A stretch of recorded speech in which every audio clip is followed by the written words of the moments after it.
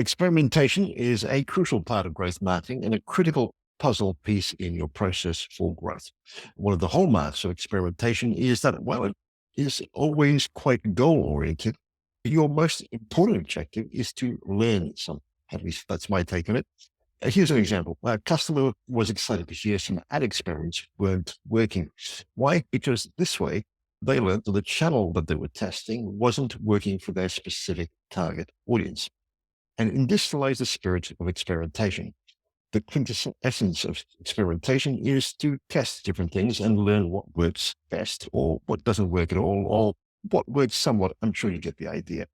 This is also one of the secret superpowers of a growth marketer, or what distinguishes a growth marketer from something else is the growth mindset. It's not to say that those who aren't a growth marketer can't have it, but while you can perform marketing tasks without a growth mindset, you cannot do growth marketing without it. The growth mindset is all about learning. And while it may sound a bit like airy-fairy stuff or good vibes only, it simply means seeing things as learning opportunities rather than failures. And this is the mindset we want to implement into all our marketing strategies, which brings me to our guest, who I hope will put me on the right track if I'm off track, and tell us about how we might be able to better experiment in just a moment. Hello, and welcome to the Predictable B2B Success podcast brought to you by Sproutwith.com. I'm Vinay Koshy, and our guest today is Andres Glusman. Andres, you're the co-founder and CEO of Do What Works, a platform that helps growth leaders use other people's experiments to acquire more customers at their current spending. Now, prior to founding your company, I believe you helped launch Meetup and made their first $14 of revenue and eventually led product and growth. You're something of a pioneer in the lean startup movement, and you began your career in the early days of the internet, running some of the world's first experiments for Disney's online store to help acquire customers. You're actually a behavioral scientist by trade, and of course, you hold an MBA from the Wharton Business School. I'm curious, Bruce, how did you get into this whole idea of experimentation? Was it the Disney experience first of, or was there more of a backstory to it? Yeah. And what triggered this idea of creating Do What Works into what it is today? Yeah, it's all a complicated thread that sort of makes a lot of sense in retrospect and evolved through the course of my 25-year career. The backstory is that I come from a family of scientists. So in many ways, science and experimentation is in my blood. I used to go to my dad's lab when I was a little kid on Saturday mornings and got to hang out with him while he was running experiments and doing all kinds of cool stuff there. And so very much probably stuck with me and planted a seed very deep in my psyche. And I have always been fascinated by what makes humans tick. And so my major as an undergrad was economics and psychology, mashed the two together. And yeah, when I started my career and I found myself doing some of these, having an opportunity to work on some of the world's earliest like online advertising on these things called portals at the time, which is funny to think about then. What we were doing and what you were able to pull off in really cool ways was to be able to run experiments. You could show half the people one thing and then half people another. So we showed half the people a banner that had a Winnie the Pooh doll on it. And then the other one, they didn't have Winnie the Pooh doll on it. Hard to say 5 times fast. And then the results were pretty profound. You could see over time which of the two variants produced more people ultimately buying the plush doll. And what you could see is that including the little image had a huge effect. We were able to reduce the cost of running experiments there, or reduce the cost of acquiring a customer through experimentation. We were able to get that down by 50%. So you could cut the cost in half and have a huge impact just by varying what some of the ingredients inside of these experiences you were creating. So witnessing it firsthand and witnessing it at scale was really impactful. And so years later, when I was at Meetup and I was able to start thinking about, I was in a position where we was responsible for driving growth. We were able to use those methodologies and think about the A/B testing and split testing, but not on your ads, but instead on your landing pages and on key experiences in the website in order to try and drive up the results from all that traffic we're getting. So we're getting a lot of traffic.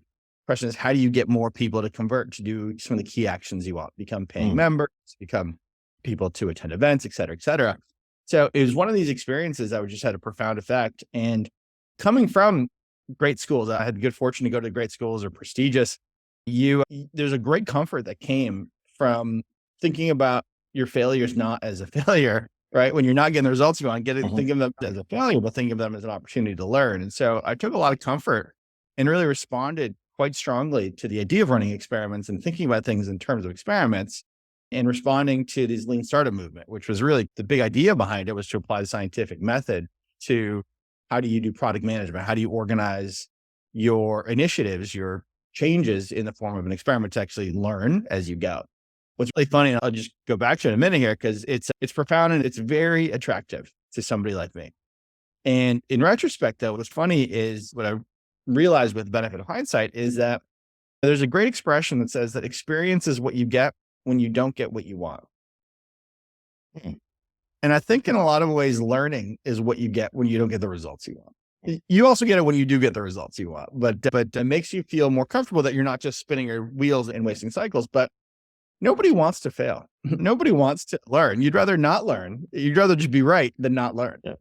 And so you'd rather be right and learn is actually the number one thing. And so this thing that sort of, I think, holds the lean startup movement back and even holds the movement back around experimentation is that there's this mantra around fail fast or learn fast. And that's Mhm. true.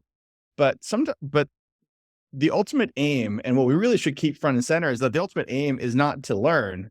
It's to drive results. It's to make a change in a behavior is ultimately Mm. what you do. And the learning is a Right. step down in that direction. And so the number one thing you want to organize your work around, organize your mindset around, is to love learning, but set yourself up in a way that you're learning even faster than you thought was possible, so that you're learning without having to go through all the cycles as well, to learn in a way that maybe makes it so that you're learning more often or like winning more often, not just learning more often. Brilliant. Lots of nuggets there, and you set me right. I think you've talked about this a little bit, but if I were to ask you, what is your personal area of strength? Would it be this idea of experimentation, or is there something else that you would attribute to as an answer to that question? My personal areas of strength is a strong ability to figure things out is probably Right. like there's modes of business where there's figure it out mode and then there's do more of what's working mode. Mhm. And I'm very good at figuring things out and figuring out how to figure things out.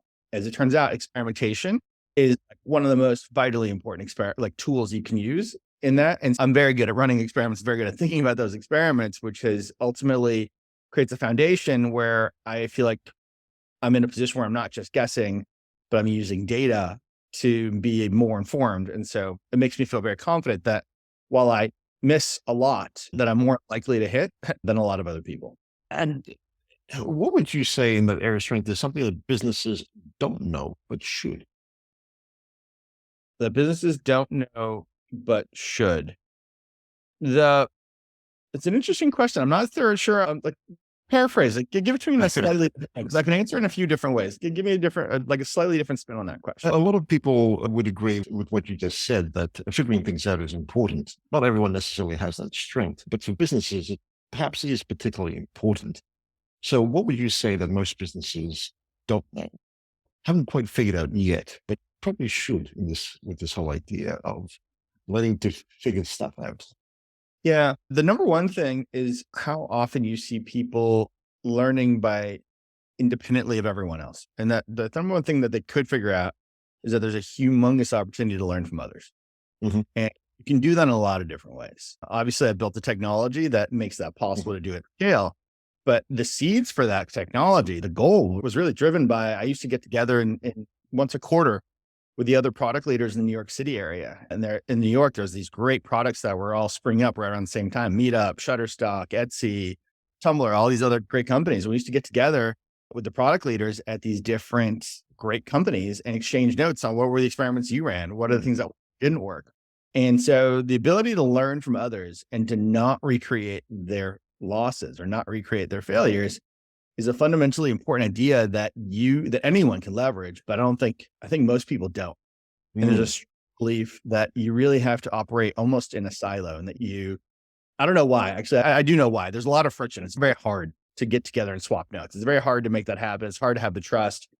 We figured out how to do that in a way that doesn't require anyone to opt in. And so it's Mhm. just all is there, which makes it a lot of the friction go away.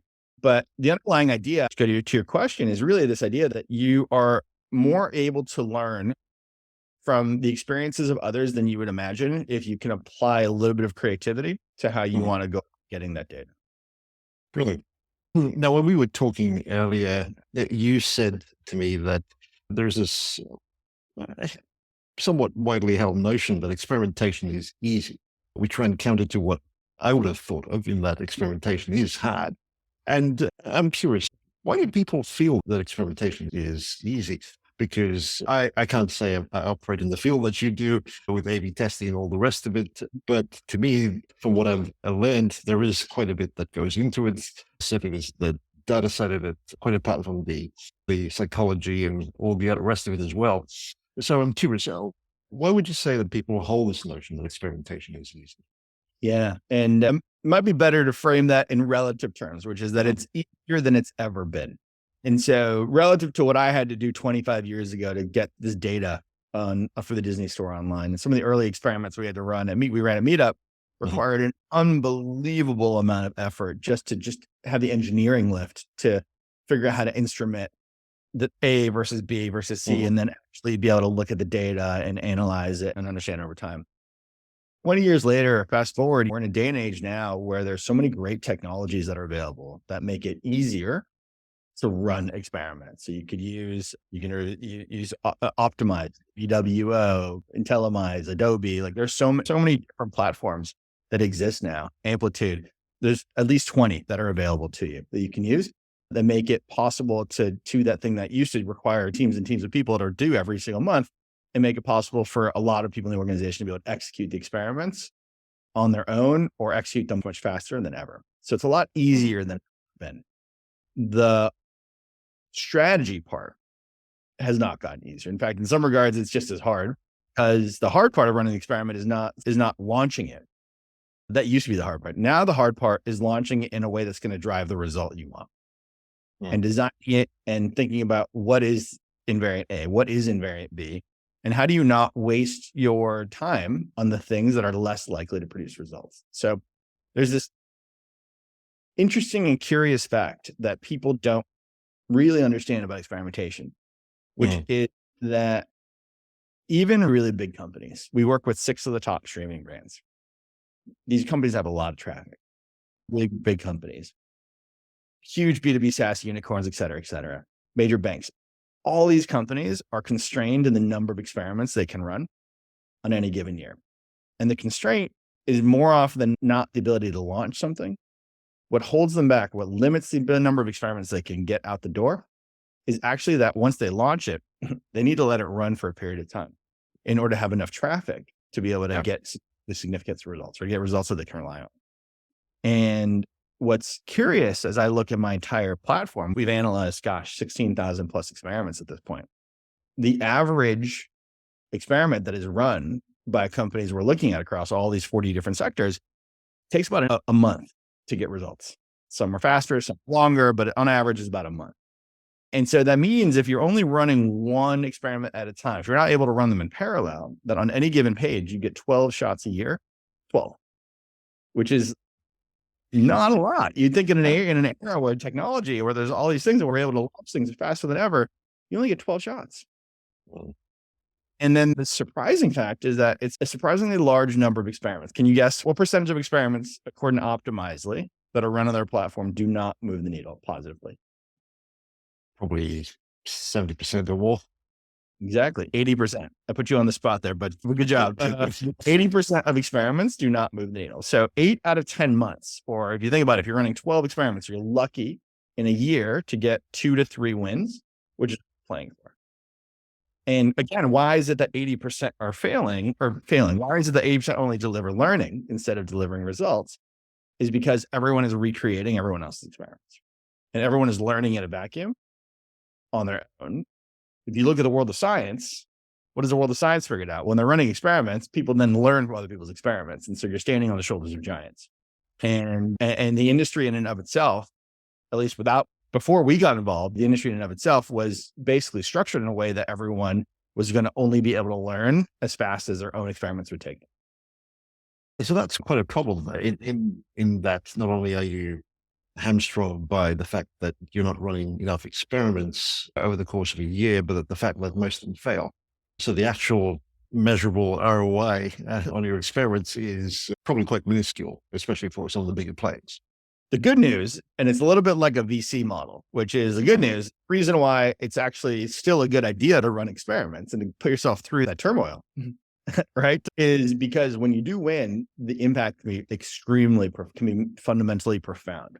Small improvements in your conversion rate have a huge effect. For example, if there's a page that is, let's say you're a subscription company, you're an online subscription company, you're driving traffic to and through an experience, and there's a pricing page. Improvements on the conversion rate on that pricing page will drive more volume through your page, will drive your cost of acquisition down, will allow you to outspend your competitors because you can afford to spend more than they can on ads because you have a better cost per click. It means a more profitable company, a more profitable customer acquisition strategy. Even just 10% win, a 10% lift or 15% lift has a pretty profound impact in that it takes all the money you've spent getting people to that point and makes it basically 15% more effective. It makes it 50% more.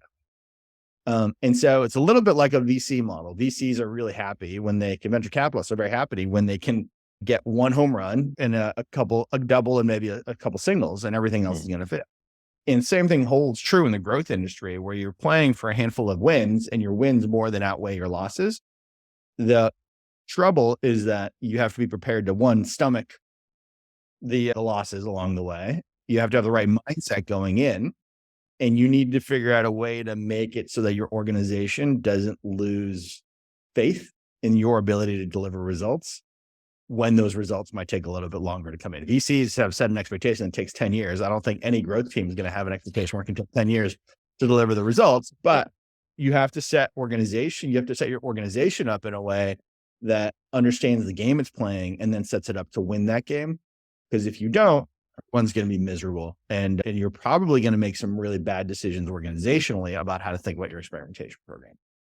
Would you say that there needs to be a culture of experimentation widely accepted within the organization in order to be successful?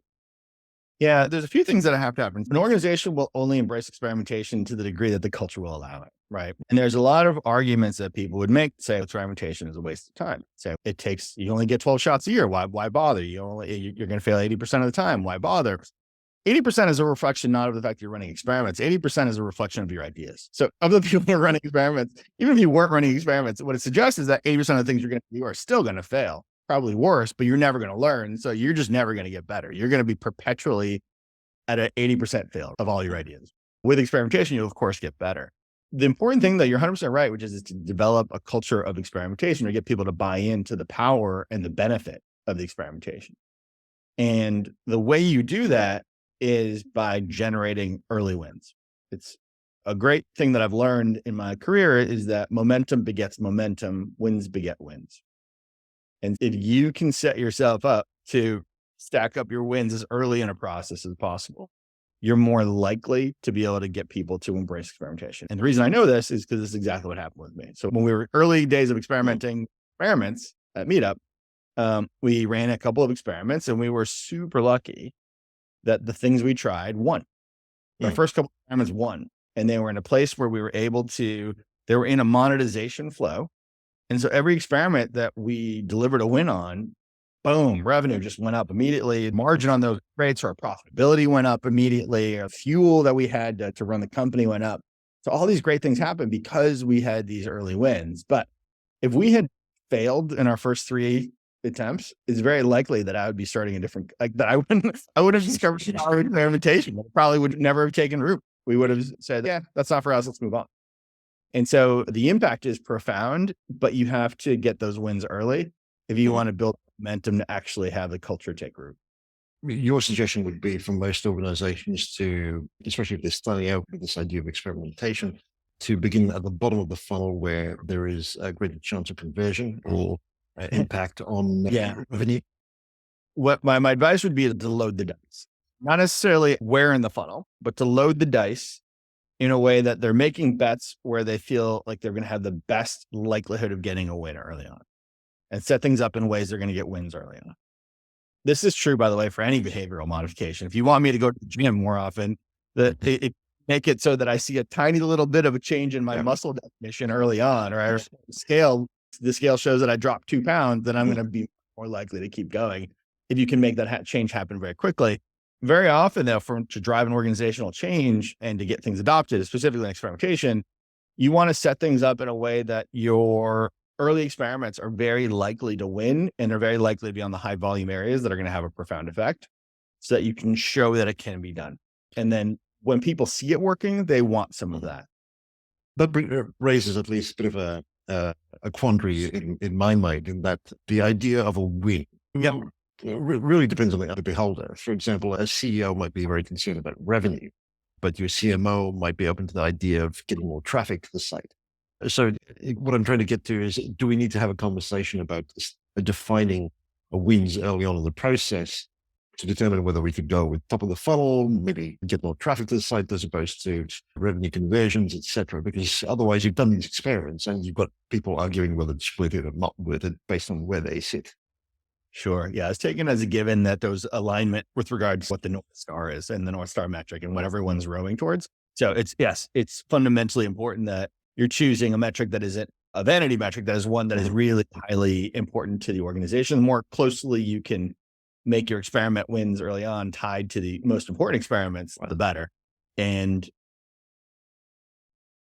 or to the organizations that matter the most. So there's lots of different organizations that could be embracing experimentation in any company. The parts of the organization that could be like functions that could be embracing experimentation, they can all benefit from it. And so it's about making sure that whatever their North Star is, you're running experiments early on that more likely to move the needle towards them. I certainly appreciate that. I'm curious though, you've been involved with the lean startup movement. So I'm curious, what would be your take on whether the lean startup experimentation actually works for testing a B2B business model? Yeah, it absolutely does. It's not without its challenges, but absolutely it does. Even more, actually not more. It's absolutely fundamentally true. It's something that I've embraced actually in launching Do What Works, is a lot of lean methodologies all along the way. The essence with B2B is a lot of B2B, especially B2B SaaS, is a subscription-based business. And the challenges that subscription-based businesses face are pretty much true no matter whether they're B2B or B2C in some regards, which is one, you need to acquire subscribers. They need to pay for plans that are good plans that are profitable, and you need to keep them around for a good long time. That's true no matter what, whether you're selling a streaming service or whether you're selling project management software. Those are both true. The fundamental challenge that B2B SaaS faces is one, the way in which things are sold is a little different sometimes. So some B2B SaaS is being sold through self-service, product-led growth, but there is a sales channel, which introduces a new dimension. And then the other challenge that the B2B faces is that there's consumer-like expectations of the experience, but business level traffic.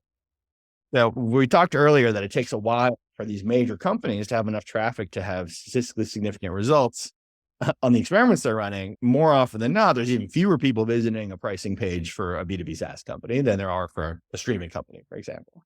And so the ability to learn is that much harder. So if maybe a consumer company might get 20 to 100 experiments a year, you're much more constrained in B2B environment because your traffic is much smaller. That being said, you have the ability to run experiments. You still have a lot of ability to run experiments. I've seen 3,000-4,000 experiments plus run from B2B SaaS companies focused on acquisition. And so it's definitely there. The unfortunate challenge that they have is that it's just harder because their traffic is lower. So the traffic is lower. Is it just a question of running it for a longer period of time, or is there another way around the issue? Sorry about that. My kid just got home. The answer to your question is there are two levers you can pull at that point. One is you can run it for longer, 100%. That's exactly right. So when you have less traffic, you can run things for longer. Or two, you can choose to live with a greater margin of error. So instead of trying to solve to the 95% confidence interval, for example, you can choose to solve to the 90 or 85 or 75. So one standard deviation away. It means that you're more likely to misread, but in return, you're going to get data a lot faster. And so if you can trade precision for speed and for increased number of cycles, you might be able to, there's a case to be made to speed things up and to live with a little bit more error along the way, knowing that you might be more likely to be wrong in any one given test. But if you can, let's say, double the number of experiments you're getting over the course of a year as a result of doing that, that might be worth the trade-off. Because for every misread you've gotten, you might have 2 to 3 more experiments that you've been able to run 2 to 3x more experiments more. And maybe you're going to be able to get a lot more shots in. And so what you're hoping for is, on balance, the increased error is more than made up for by the increased frequency of experimentation. Right. Okay. So with this idea of experimentation, talk to us a little bit about your platform, because we've talked about a few challenges that those of us in the B2B space would incur with this idea of experimentation. Your platform certainly builds on the shoulders of those who have already done some of these tests and found what works. Is it just a question of finding experiments that you would like to implement and looking at past results in a similar space in order to build an experiment that has a high potential of working, or is there more to the puzzle? Yeah. So there's 2 main elements to what we do, which is, one, there's an engine that has a patented technology that can detect experiments that are being run by any company we care to look at.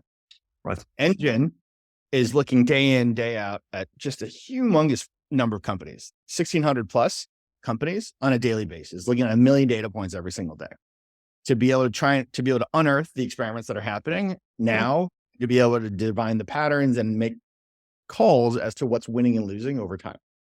So there's the engine that's harvesting and gathering this humongous database. Now, this is what we leverage. The user experience, which is, I think, where your question was coming from, taps into that huge database and either allows people to explore through a self-service platform, to be able to go explore and look for experiments that are being run by their peers, by their competitors, by companies that are like them, that are facing similar challenges. In the B2B space, for example, maybe you're not competing with Airtable, but that they've got some really cool experiments that that are happening on their pricing page.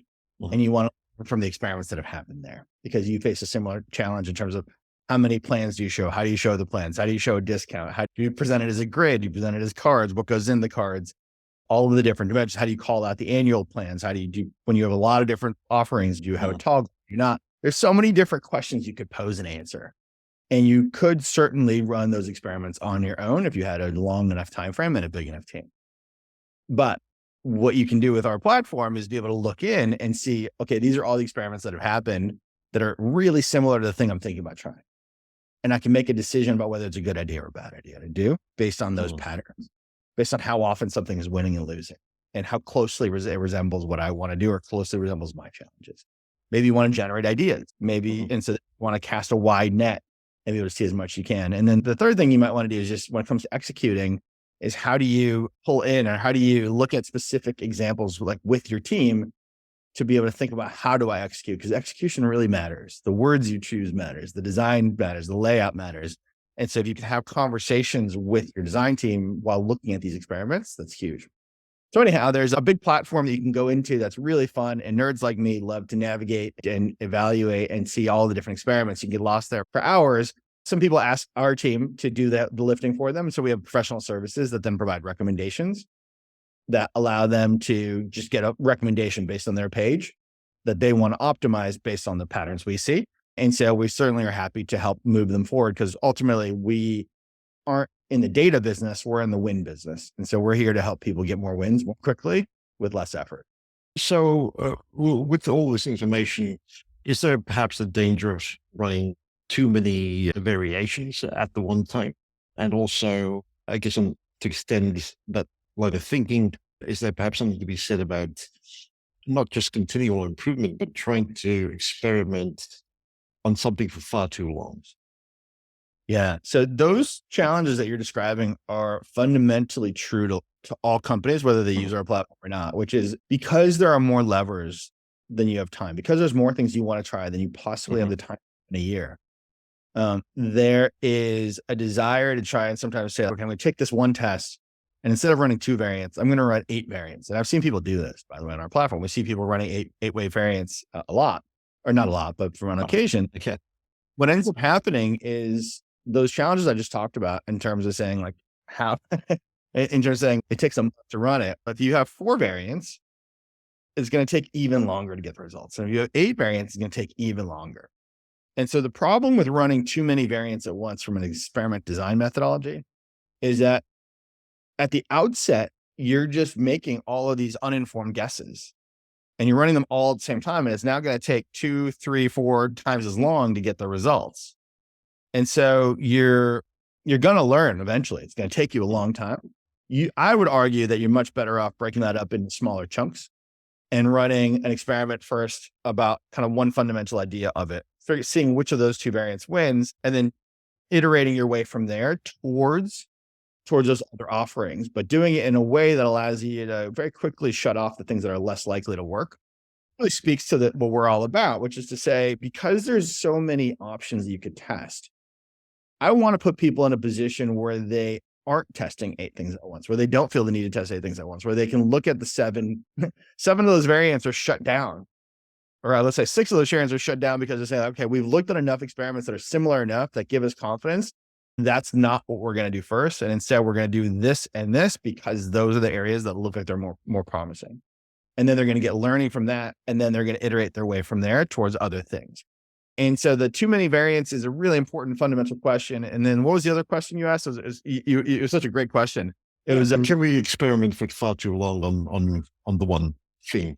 yeah, exactly. So with a lot of things too, and it's so hard to know. It's the persist or quit. Do you give up or do you persist on something? And so there's so many stories of people who own diamond mines and gold mines that mined it for years and years and then gave up and sold it. And then the next day, the first ship away, the person struck a massive gold mine, found all the gold in the gold mine. You just don't know sometimes whether it's there. Now, what I believe is that when you start seeing a lot of diminishing returns, it very quickly, you can get signal that your efforts are probably better spent elsewhere. And again, what you probably want to do is find reasons to believe that there's reasons to go on. And so if you're just banging against the same thing over and over again, expecting different results, that's the definition of insanity. And if you're fundamentally changing the approaches you're taking, if you're trying different levers, and if there's reasons to believe that those things are likely to work because you had a conversation with people that are similar, you've used our platform to help you understand what's similar, you've unearthed this other insight around this other way of doing it, maybe that'll help you feel confident, then that makes a lot of sense to double down and keep going. But the art of all things is really knowing when to hang in there for just a little bit longer and when to move on based on the diminishing returns you're seeing. Okay. Just going back to how we could leverage your platform, it would depend on us choosing our North Star metrics, so to speak, with the experiments.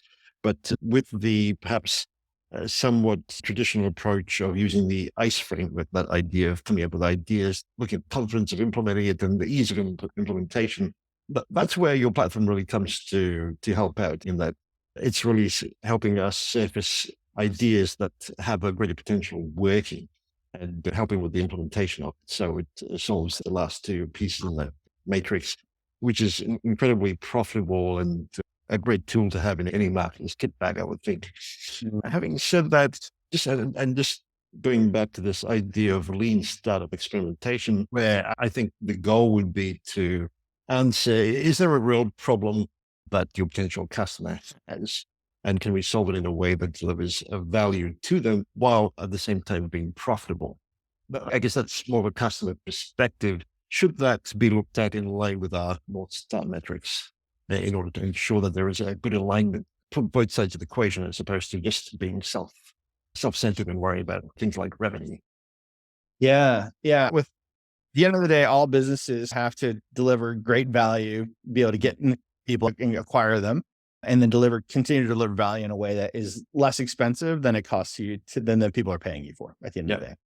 And so there are experiments that can be run on every single one of those challenges that we're talking about. Experiments to reduce your costs, experiments to increase your revenue, to get more adoption, experiments to increase your pricing, experiments to increase your value delivery, experiments to keep people retained, et cetera, et cetera. So every one of those things you could be running experiments on. Our platform, by virtue of the nature of what we're really fascinated by and the people we work with, it really focuses a lot on the acquisition experience. So we're really focused on what we call golden pages. It's a term that we wish we invented. It was actually invented by the head of Asana's growth program. So I wish I could take credit for it, but I can't. But golden pages, it's really around saying we really focus on how do you take all the traffic that people are working so hard to get to their sites on these golden pages, a homepage, your pricing page, your high value pages where almost all your traffic goes to and all your results come from, and maximize the conversion rates to get more customers there. And that's where we focus. So we're actually very, very disciplined and very aware of where we can make the most impact is on that kind of challenge. That being said, like with any kind of experiment, you could run tons of other tests on a lot of other dimensions, but that's where we focus.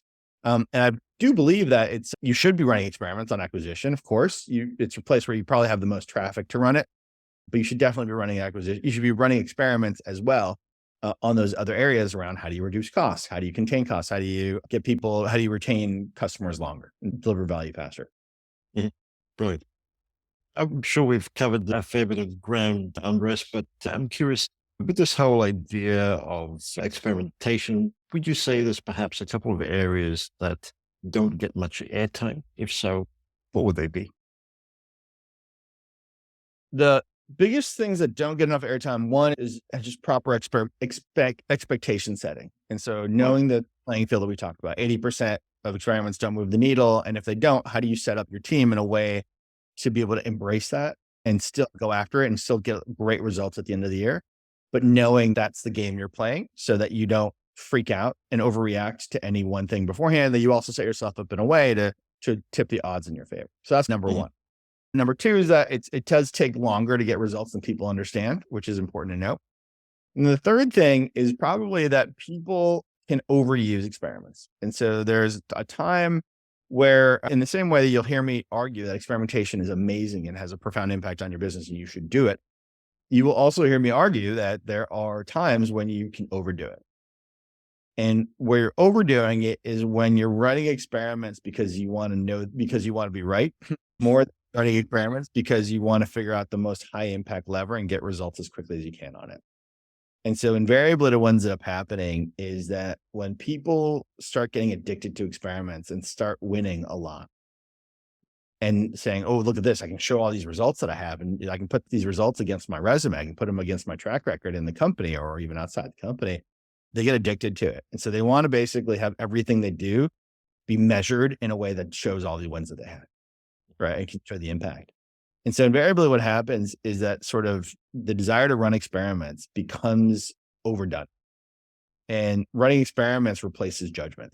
So instead of using judgment and having data, making an informed bet based on data beforehand, what you end up doing is just saying, you think one thing, I think the other thing. I guess the only thing we can do is test it. So every debate gets resolved with let's just test it. And that's awesome, but it's going to take forever. And if you don't have the time, if you don't have an infinite sized team, if you don't have infinite time in a Mhm. month, it's probably going to cause you to spin your wheels. And so what it really requires is the ability to use good judgment and to use data as effectively as you possibly can before running tests so that you're choosing the things that are most worthy of your most precious resource, which is time. Yeah, I know you use the word judgment, but could I substitute that with the word trust in terms of what are the things that we're doing to help build greater trust, which then, of course, leads to a better conversion rate? Yeah. To go back to your model, it's a model you were referencing earlier. Some people call it ICE. Some people use one called RICE, reach, impact, Mhm. convert, confidence, effort. Reach is great. We talked about reach, which is knowing that you're reaching as many people as you run experiments on the places that reach a lot of your users, your golden page, right? Great. Effort's pretty easy. Run experiments where you understand the level of effort that if you're going to get the results you wanted is commensurate with the amount of effort you put in. You can estimate that. When it comes to the impact and confidence, you can assign a metric to it right now. Most people don't have data to actually present around why they should be confident. And you surely don't know what the impact is going to be. And so what I would argue is that you need to set yourself up in a way that maximizes your confidence going in on these experiments. And so you're running on the things where you have confidence that this is a good use of your effort, knowing that you're going to go a high impact area. And so where things break down, and just to kind of use the method or the framework here, is where it breaks down is when people re- use experiments on low reach things because they're settling debates and they're settling arguments. So it's not a high reach thing. They're doing it because they're scared to make other decisions, right? And so they don't want to be wrong. And they're doing it because they don't have data, even though they could have data. There's more and more data that's becoming available. Our point of view is that we can make it possible for people to get data, but you can get data on that improves your confidence to make it worth your time to spend a whole month on something or one of your 12 shots a year on something using the data up front. So where it really breaks down is when people don't have strong understanding or strong where the judgment, where they're basically just taking a back seat and saying, let's just run the test because I don't have enough of a point of view, or I'm not willing to make a call because I'm either lack the data or because I lack the power to make something happen. Sometimes it's usually the way it ends up happening. Right. Thank you for sharing so many nuggets. Andres, just to wrap up, is if you were listening to this episode, what would you say would be your top takeaway? The top takeaway would be that experimentation is easier than ever. It's hard to do. It's still worth doing. And to do it in a way that approach it knowing that you're going to fail 8 out of 10 times. And know that you're going to fail 8 out of 10 times. Approach it in a way that speeds up your cycles, that gets you to get things out the door fast. Approach it in a way that lets you really know that you have 12 shots a year on the things you're working on. So be judicious about what you choose to spend your time on or not. Right. And then the last thing is try and learn as much as you can from whatever signals you can gather in any way you can. Be it with us, great, but be it in a lot of other ways with qualitative data, with research data, with survey data, whatever you can do to tip the odds in your favor. The great news is that right now, people who are running great experimentation programs are winning only 20% of the time, 1 in 5 times. If you can win one more time, you've doubled it. You're doing twice as much as the rest of the industry. And when you do, you are going to be generating like just so much more volume. All the volume you generate is essentially free. You've already paid for it. The traffic's there and you're going to keep getting it month in, month out. It's compound interest. And so all these things, playing this game, you're like, it's harder. It's easy-ish to do. It's hard to get the results, but when you can get the results, if you can set yourself up in a way, the impact is profoundly high and it's compounding over time. So it's totally worth it. So it's a cool game, and I think you should play. Would probably be the takeaway that I would have. Terrific. And if listeners are curious and want to find out more or connect with you, where would you recommend they head to? Yeah. So our website is dowhatworks.io. And I am more often than not on LinkedIn. So that's my social media platform of choice. So they can just look up Andres Glusman on LinkedIn. No worries. We'll include links to that in the show notes. Andres, thank you so much for doing this. It's been a blast. My pleasure, Vinay.